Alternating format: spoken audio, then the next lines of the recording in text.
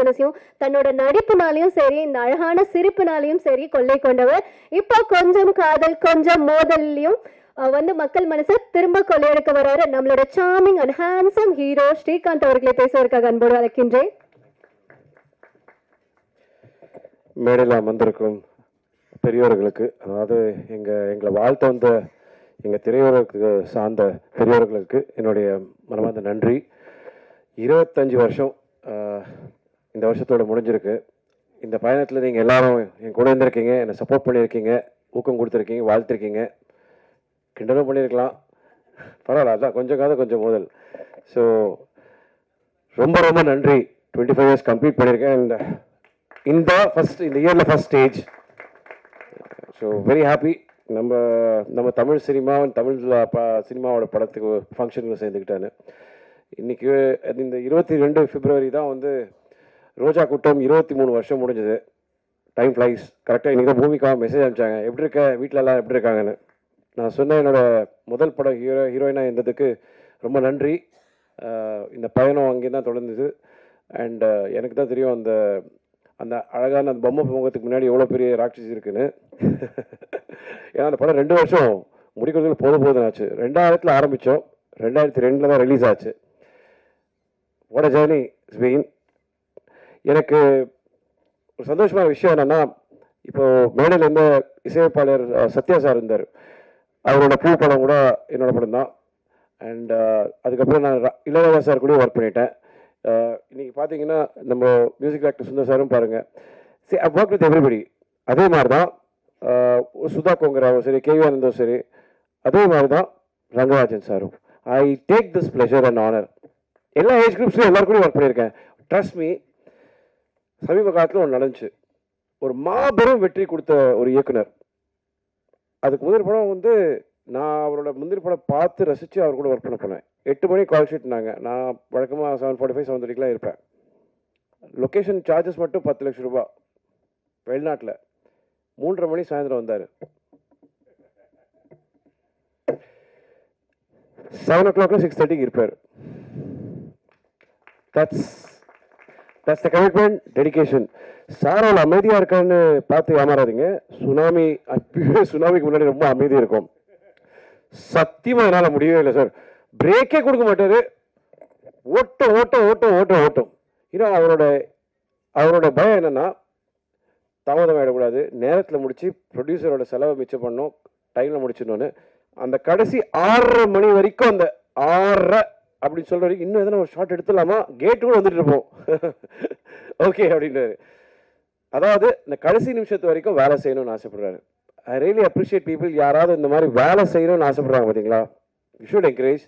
And I'm glad sir, அவரோட இந்த கனவில் நான் இருந்திருக்கேன். ரொம்ப சந்தோஷப்படுறேன். நான் என்றைக்குமே எனக்கு தெரிஞ்ச சினிமா தான். எனக்கு எழுத படிக்க தெரியாது, படிப்பு ஏறல, டிகிரி முடிச்சிட்டேன். பட் எனக்கு சினிமா தவிர்த்து வேறு எதுவுமே தெரியாது. நண்பன் படத்தோட காட்சி மாதிரி தான். எங்கள் அப்பா கிட்ட சொன்னேன், எனக்கு வேறு எதுவுமே ஏற மாட்டேங்குது. ஸோ சுற்றி ஒழிச்சு பார்த்தாலும் எனக்கு சினிமா தான். சச்சோமா மாதிரி தான்.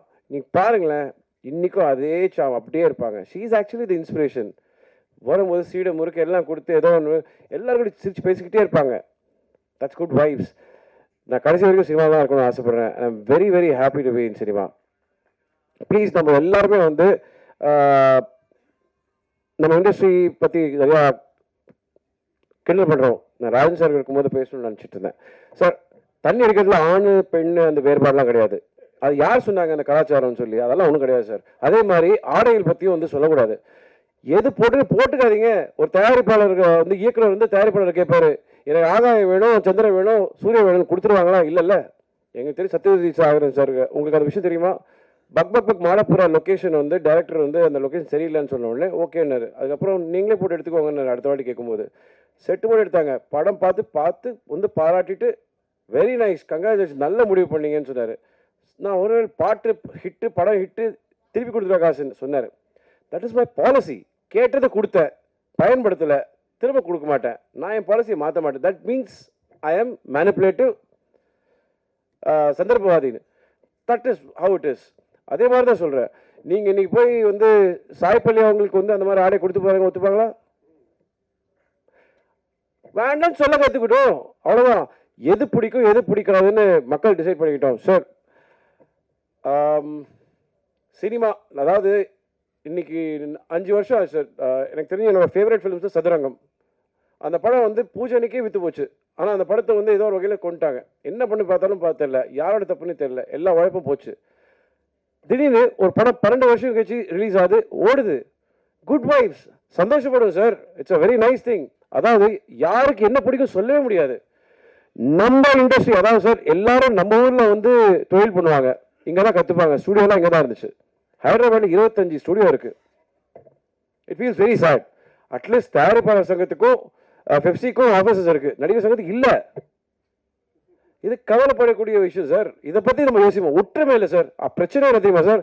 எல்லாம் வந்து 2 கட்சியாக பிரிஞ்சிடறாங்க. ஒன்று சேர்ந்து முதல்ல இந்த இண்டஸ்ட்ரியை காப்பாற்றுவோம் sir. That is what we NEET.